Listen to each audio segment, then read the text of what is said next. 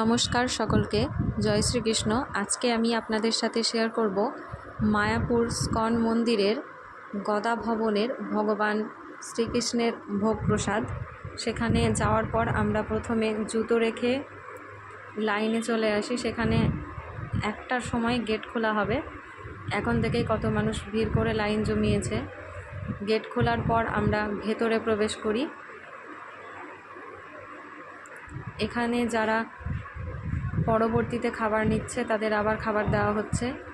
আমরা এক এক করে লাইন দিয়ে সামনের দিকে এগিয়ে যাই। এখানে আমাদের ভোগের থালা দেওয়া হচ্ছিল। সেই থালা নেওয়ার পর আমরা আমাদের ভোগ প্রসাদ হাতে পেয়ে যাই এবং এই হলো মায়াপুর স্কন মন্দিরের ভোগ প্রসাদ। এখানে রয়েছে ভাত, ডাল, পনিরের সবজি, একটি মিক্স তরকারি, বেগুনি, পায়েস।